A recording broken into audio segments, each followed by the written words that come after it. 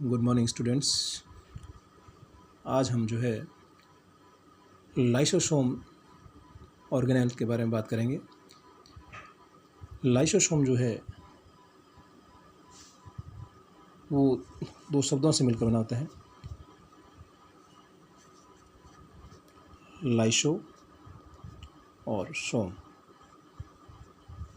और Soma. Lyso means lysis और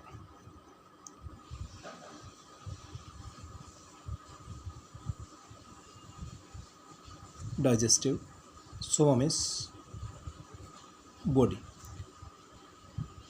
digestive body. इसकी खोज जो है डी ड्यू ने की थी 1955 में। डी ड्यू ने की थी और इसका नाम जो है लाइसोसोम वो भी जो है डी ड्यू द्वारा दिया गया, क्योंकि इस जो है ऑर्गेनेल के अंदर डाइजेस्टिव एंजाइम पाए जाते हैं और डाइजेस्टिव एंजाइम भरे होने की वजह से ही इसका नाम जो है लाइसोसोम पड़ा।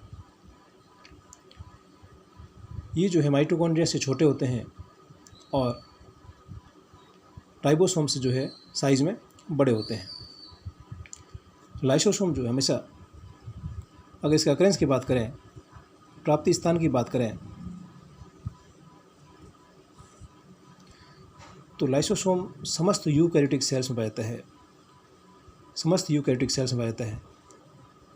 प्रारंभ में जो है ये केवल एनिमल सेल्स में ही जो है खोजे गए थे, लिवर सेल्स में खोजे गए थे, और इस कारण जो है ये संभावना जो बनी थी कि भाई जो है लाइसोसोम केवल एनिमल सेल्स के अंदर पाए जाते हैं, प्लांट्स में जो है ये नहीं पाए जाते हैं। लेकिन बाद में जो है ये कन्फर्म हुआ कि ये समस्त यूकैरियोटिक सेल्स में, यानी एनिमल सेल्स और प्लांट सेल्स दोनों में ही पाए जाते हैं। एल्गी, फंजाई, स्लाइम मोल्ड्स, इन सब में भी जो है लाइसोसोम जो है खोज की जा चुकी है, इन सब में पाए जाते हैं। तो अकरेंस होगी कि समस्त यूकैरियोटिक सेल्स में।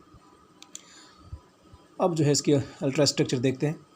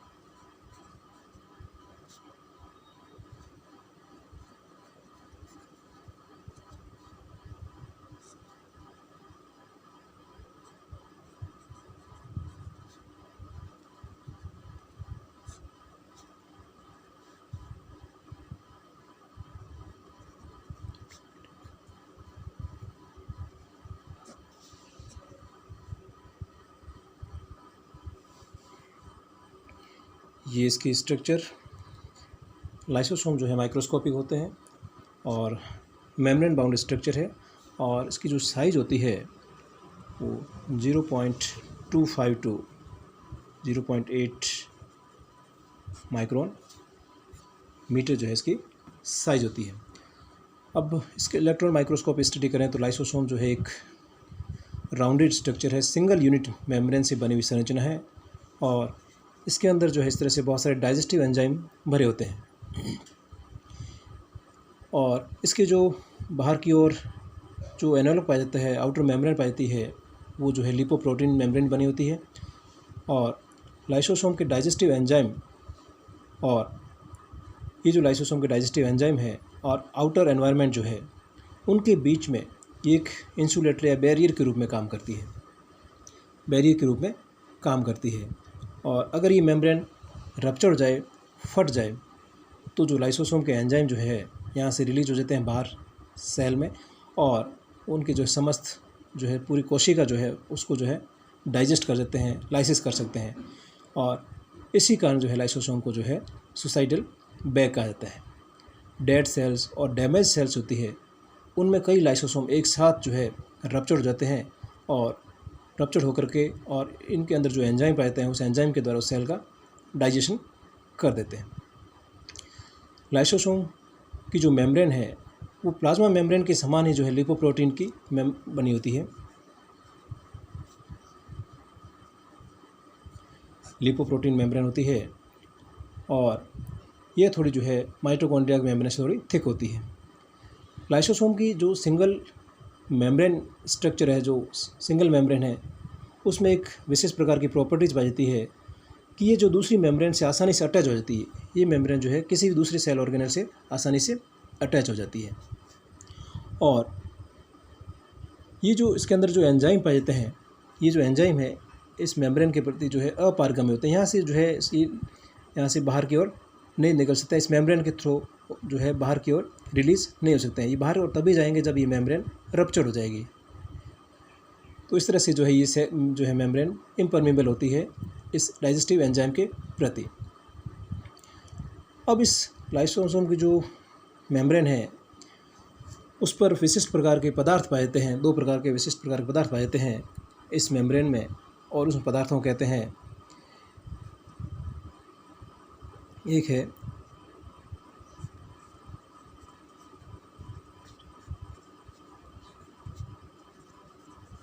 डीस्टेबलाइजर्स, या फिर दूसरा नाम इसका है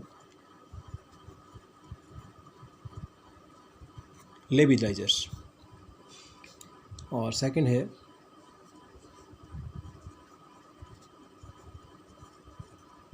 स्टेबलाइज़र। डीस्टेबलाइज़र और स्टेबलाइज़र। डीस्टेबलाइज़र जो होते हैं, नाम से स्पष्ट है कि डीस्टेबलाइज़र जो इसकी मेम्ब्रेन होती है लाइसोसोम की मेम्ब्रेन का, वो जो है विघटन करते हैं, यानी लाइसोसोम को मेम्ब्रेन जो है उसको रप्चर करने का काम करते हैं। और स्टेबलाइज़र जो होते हैं उसको मेम्ब्रेन को जो स्टेबिलिटी प्रोवाइड करते हैं। डीस्टेबलाइजर्स के एग्जांपल्स देखें हम, जो है डीस्टेबलाइजर का एग्जांपल है विटामिन ए, बी, विटामिन के, विटामिन ई, प्रोजेस्टेरॉन,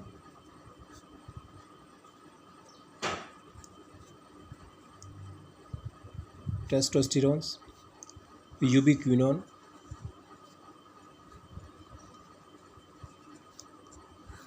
तो ये सारे जो है विटामिन ए, बी, के, ई, प्रोजेस्टेरॉन, टेस्टोस्टेरोन और यूबिक्विनोन, ये सारे जो है लेबिलाइजर्स है, यानी डीस्टेबलाइजर्स है।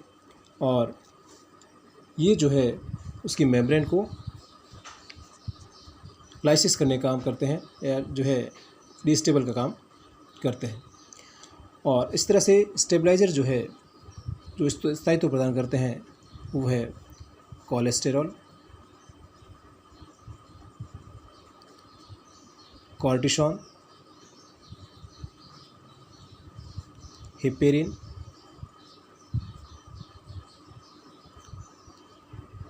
एंटीहिस्टामिन्स,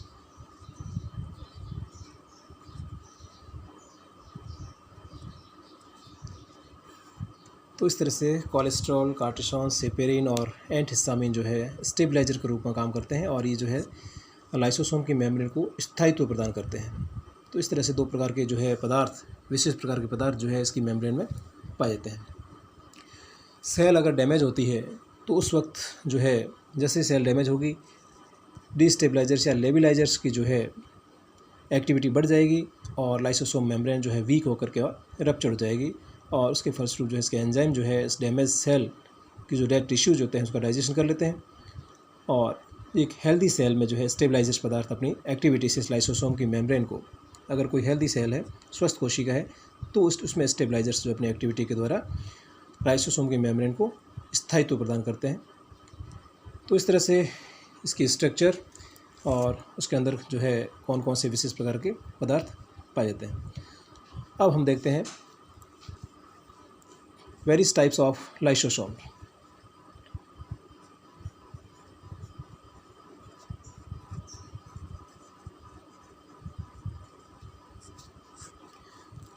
लाइसोसोम जो है कई तरह के होते हैं, जैसे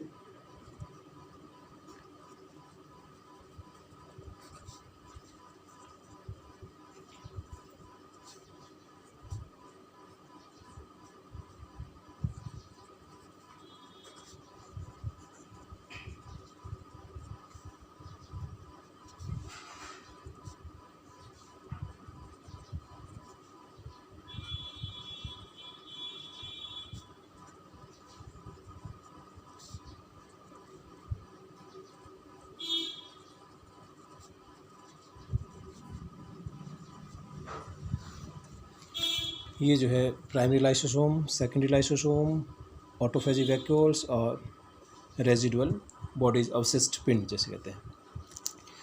हम एक स्ट्रक्चर ड्रॉ करेंगे, उसके बेसिस पर जो है हम इन चारों प्रकार के लाइसोसोम को एक्सप्लेन करेंगे।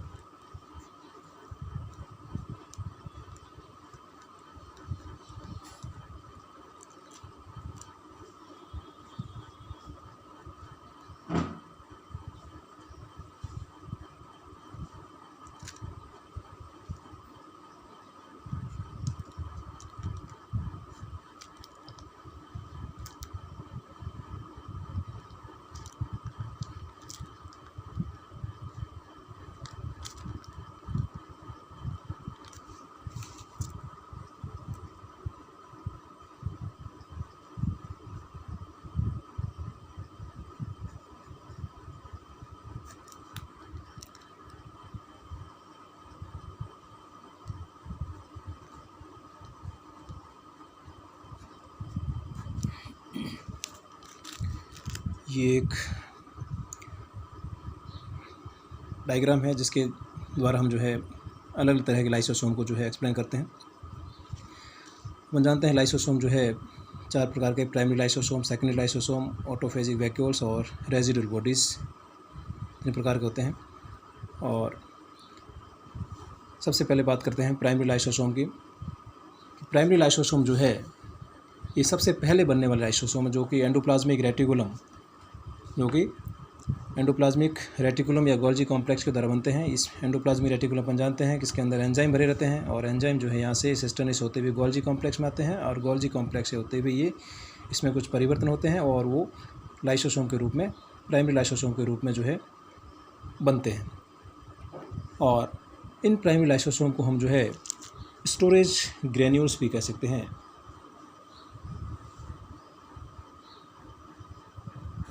स्टोरेज ग्रेन्यूल्स भी कह सकते हैं। इसमें भरे हुए एंजाइम्स का जो है पूर्व में पहले कभी जो है इसका उपयोग नहीं हुआ होता है, इसी वजह से इसको ये स्टोरेज ग्रेन्यूल्स या प्राइमरी लाइसोसोम कह सकते हैं। इसके बाद हम बात करते हैं सेकेंडरी लाइसोसोम्स की। सेकेंडरी लाइसोसोम जो है इसमें क्या होता है कि प्लाज्मा मेम्ब्रेन में जो है एंडोसाइटोसिस के द्वारा कुछ फॉरेन पार्टिकल्स, सॉलिड पार्टिकल्स आते हैं जिन्हें हम फैगोसोम्स कहते हैं।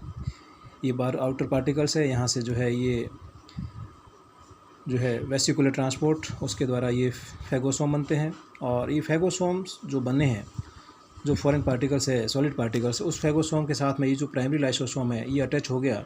ये अटैच होते ही ये सेकेंडरी लाइसोसोम बन जाता है। तो इस तरह से जो है ये सेकेंडरी लाइसोसोम का निर्माण होता है। और इस सेकेंडरी लाइसोसोम के अंदर जो एंजाइम भरे रहते हैं, प्राइमरी लाइसोसोम से एंजाइम आते हैं, वो एंजाइम इस फॉरेन पार्टिकल्स का जो है डाइजेशन करते हैं। और ये डाइजेशन करने के बाद में जो है अब जो डाइजेशन हो जाता है उस फैगोसोम्स का, तो उसके बाद में इस तरह से ये डाइजेस्टिव वैक्यूल्स का निर्माण होता है, ये जिसका डाइजेशन हो चुका होता है फॉरेन पार्टिकल्स का। और उस पार्ट डाइजेशन होने के बाद में अब शेष भाग जो बचा होता है